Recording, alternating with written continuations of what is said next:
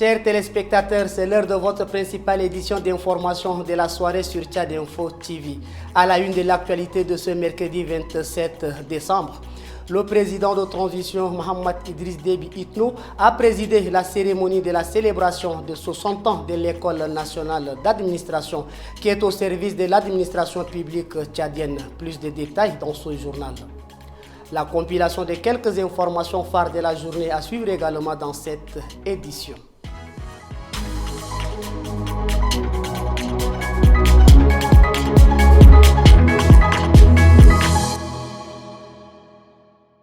Une fois de plus, bonsoir.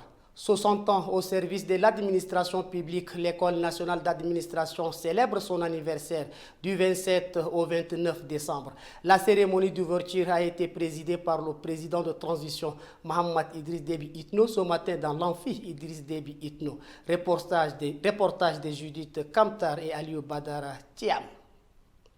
En marquant sa présence, le président de transition, Mohamed Idriss Déby Itno, devient facto le troisième chef d'État à fouler le sol de l'École nationale d'administration.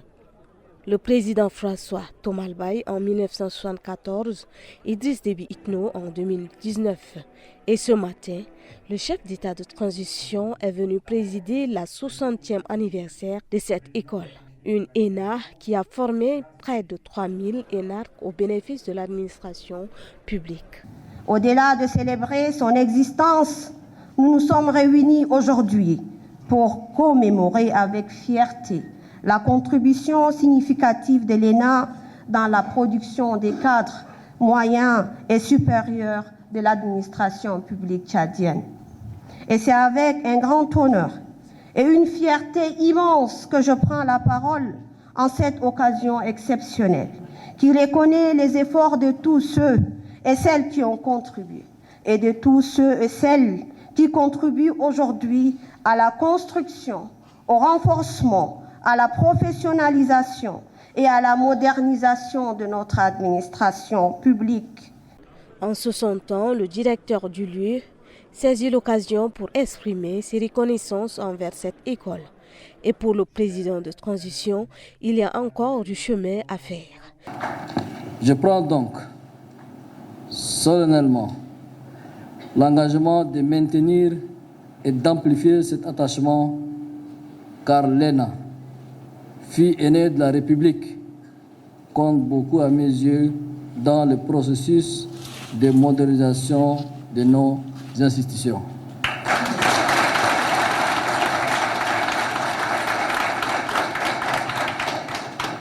En cette période charnière de transition, marquée par notre vision commune de refondation de notre pays, l'ENA, école de service public, doit assumer son statut de pôle d'excellence au service de nos institutions.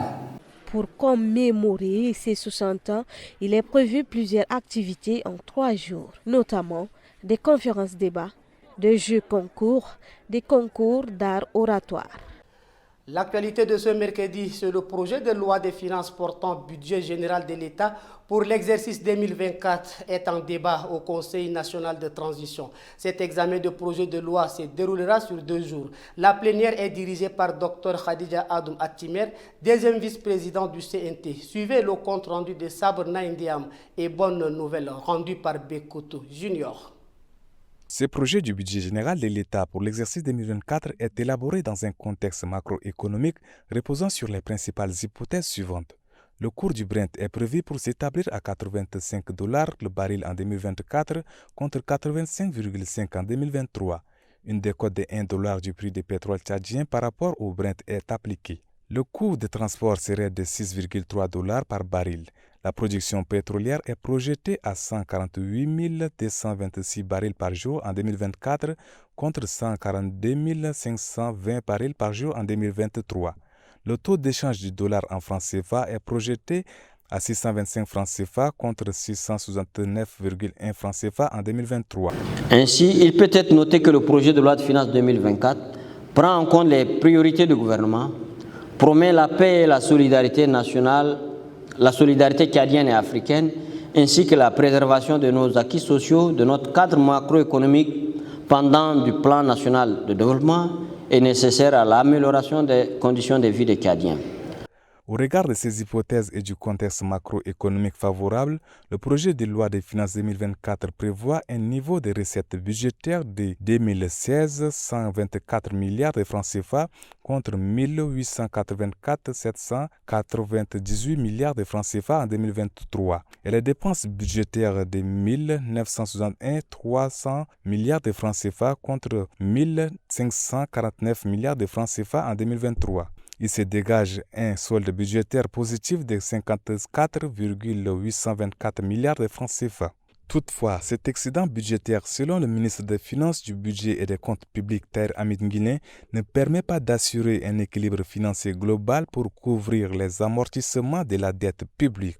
Les cours n'ont pas repris dans les établissements publics. Malgré l'appel lancé par le ministère de l'Éducation nationale, les enseignants sont présents, mais les élèves sont aux abonnés absents. L'équipe de Tchad Info TV a fait un tour ce 27 décembre dans quelques établissements. Suivez le reportage de Ras Mordim Leila.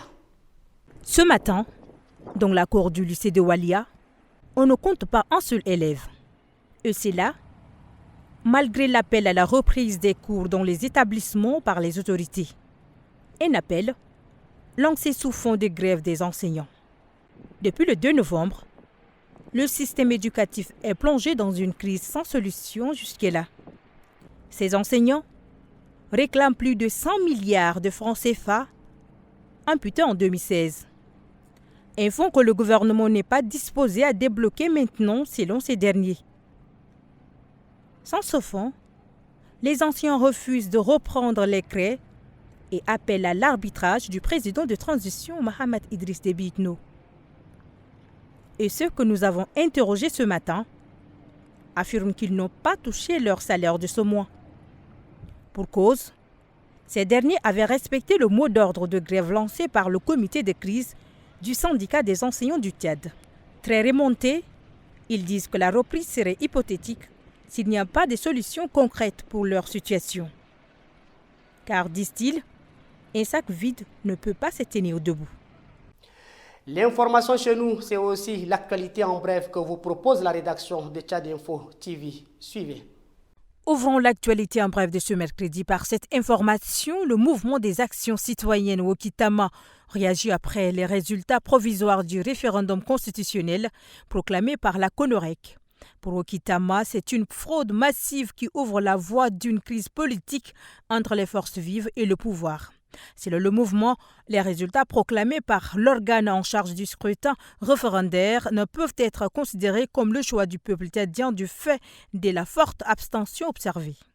Foxy Even organise la première édition de la foire sportive et promotionnelle appelée Zone Kokan 2024. La tenue de la Coupe d'Afrique des Nations 2024 en Côte d'Ivoire est une occasion pour les opérateurs économiques d'accroître leur visibilité via un projet afin de promouvoir leurs produits. La foire se déroulera du 13 janvier au 11 février 2024 à Gassi, dans le 7e arrondissement de N'Djamena. Pour clore cette actu, en bref, le Premier ministre Saleh Kebzabo a regagné N'Djamena ce mercredi 27 décembre 2023 après un séjour de contrôle médical en France.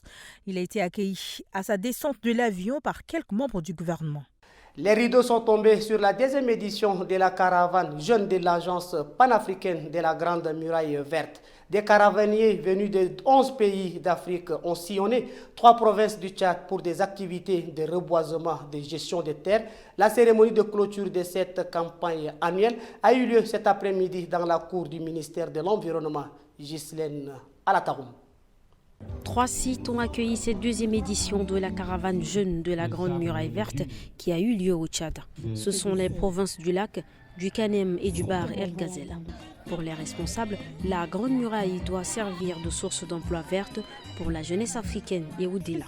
Un avis partagé par le chef du département de l'environnement qui a clôturé les travaux.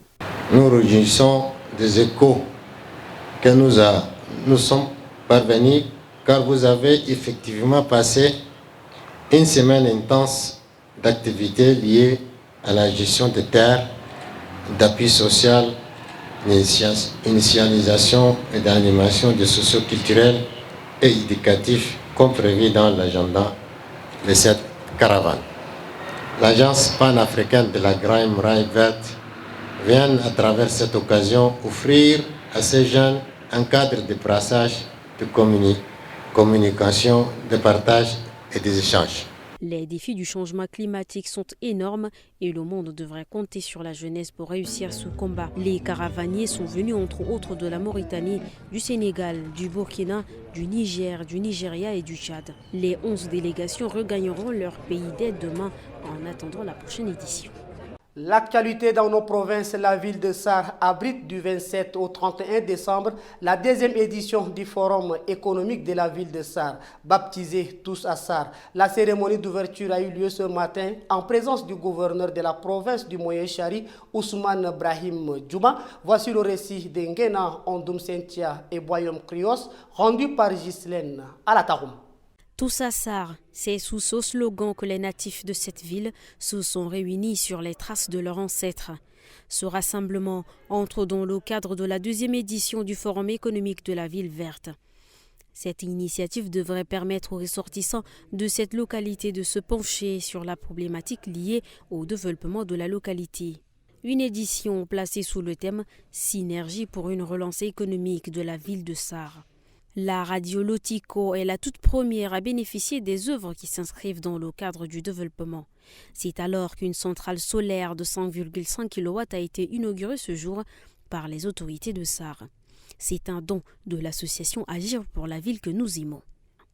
Venus de N'Djamena et d'ailleurs, les participants auront des sessions d'information sur la capitalisation de la jeunesse et des femmes en ce qui concerne les initiatives publiques et privées en matière d'emploi, des défis et opportunités des zones économiques spéciales, le rôle économique de la municipalité dans une ville. Sont aussi prévenus une foire et des animations culturelles tout au long des 4 jours d'activité.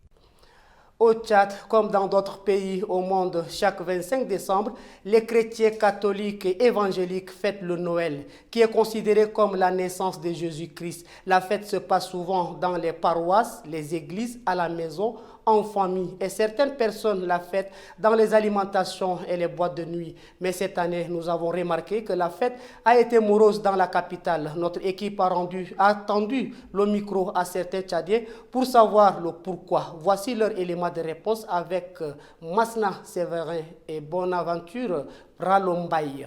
Par rapport à la fête de cette année, moi personnellement j'ai constaté qu'il n'y a pas trop d'engouement. Je me suis posé la question, on me dit qu'on n'a pas payé tout le monde, tu vois. Et ça m'a aussi surpris de voir les jeunes fêter en N'Djamena avec la tristesse. C'est pas tout le monde qui est enjaillé, quoi, tu vois. Il n'y a pas l'argent. Les gens n'ont pas trouvé l'argent. Nous les chômeurs là, il faut que ceux qui travaillent là trouvent l'argent d'abord, ils vont nous donner un peu. Mais déjà qu'ils ne trouvent pas l'argent là, nous on va manger quoi? Donc c'est fort. Sincèrement, d'ici seulement, eux, ils trouvaient. Nous aussi, on va un peu profiter. Mais eux, ils ne trouvent pas là. Nous, on va trouver ça là où? Le travail même là, il n'y en a pas. Chantier même là. Koulagodo, on va faire comment? Selon moi, je peux dire que cette fête de Noël cette année, ça n'a pas donné parce qu'il y a problème d'argent. Celle de l'année passée, ça a été vraiment cool. Mais celle-ci, je constate qu'il n'y a pas d'argent. Nous, les jeunes, on pleure par-ci, par-là, qu'il y a problème d'argent, des trucs comme ça. Donc c'est là, c'est que moi j'ai constaté, quoi. Pour certaines personnes, la fête a été bien passée et pour d'autres, ça n'a pas été bien aussi. Cela est dû au problème des moyens. Beaucoup de gens n'ont pas percevoir aussi le salaire. Et d'autres ont aussi reçu le salaire et ça leur a permis vraiment de bien péter. D'autres n'ont pas vraiment reçu les salaires. C'est là aussi à causer aussi le problème de ne pas bien péter. C'est ce que moi j'ai vu et j'ai compris comme ça. Ce journal est à présent fini. Merci à vous de l'avoir suivi. Très nombreux. Bonne suite de programmes sur Tchad Info TV.